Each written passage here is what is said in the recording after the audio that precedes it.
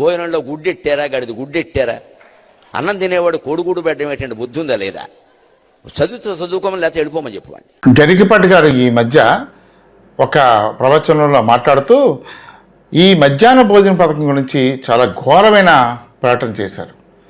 ఏంటంటే మధ్యాహ్న పథకం యొక్క మధ్యాహ్న భోజనం అని, ఇష్టం ఉంటే చదువుకోవచ్చు లేకపోతే వెళ్ళిపోవచ్చు, వాడికి గుడ్డు పెట్టడం ఏంటి, గాడిది గుడ్డు, ఇష్టం లేకపోతే వాడు బడి మానేయచ్చు, వెళ్ళిపోవచ్చు అన్నట్టు మాట్లాడారు.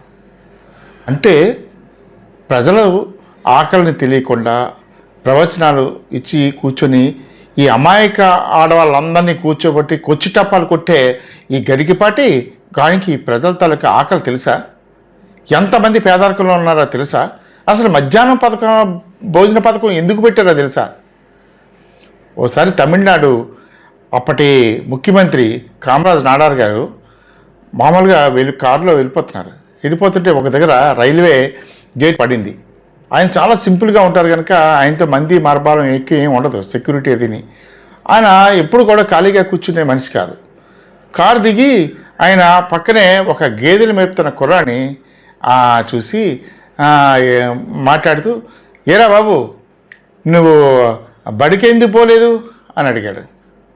ఆ కుర్రాడు వెంటనే సమాధానం, ఈయన ముఖ్యమంత్రి అని ఆయనకు తెలియదు, ఆ కుర్రాడు తెలియదు. వెంటనే ఆ కుర్రాడు, నేను బడికి వెళ్తే మీ బాబు పెడతాడా అని అడిగాడు.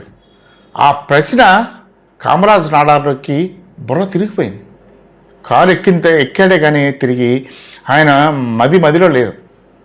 ఆఫీస్కి వెళ్ళినట్టునే మొత్తం తన ఐఏఎస్ ఆఫీసర్ అందరినీ పిలిపించుకొని, నాకు మీరు ఏం చేస్తారో తెలియదు, ఆ పిల్ల వాళ్ళకి మనం చదువు చెప్పాలంటే మనం ఏం చేయాలి, ఎవరు కూడా చదువు లేకుండా ఉండడానికి వీల్లేదు అని చెప్పి ఆయన 2 రోజులు నిద్రాహారాలు మానేసి చాలా తీవ్ర ఆలోచనలను తీవ్ర చర్చలను పడ్డారు. ఆ సమయంలో పుట్టిందే మధ్యాహ్న భోజన పథకం. తమిళనాడులో మొట్టమొదటిసారిగా ఇంప్లిమెంట్ చేశారు.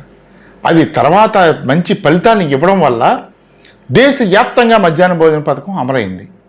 ఆ విషయాన్ని తెలుసుకోకుండా ఈ గాడిది గుడ్డు అంటే నోటుకొచ్చినట్టు వాగడం గరికపాటికి తెలుసుకోవాల్సిన అవసరం ఉంది. ఈ దేశంలో ఇంకా పేదరికం చాలా ఉంది.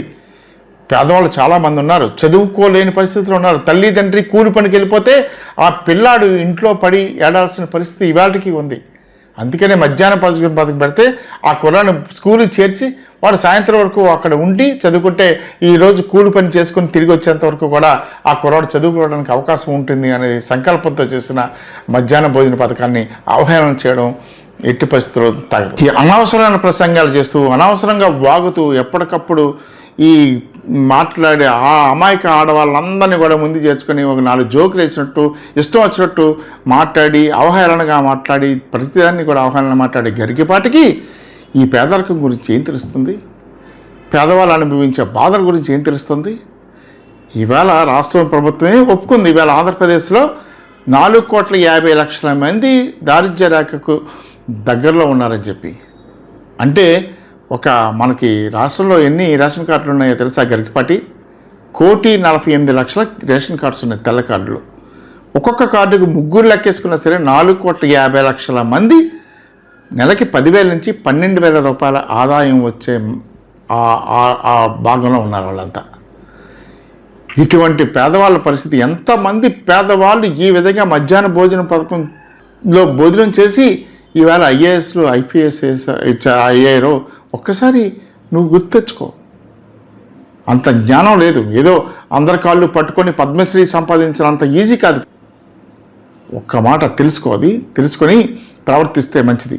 ఈ కేంద్ర ప్రభుత్వం కూడా అతనికి పద్మశ్రీని రద్దు చేసి వాళ్ళ నిజాయితీ నిలబెట్టుకుంటే మంచిదని ప్రజల అభిప్రాయం.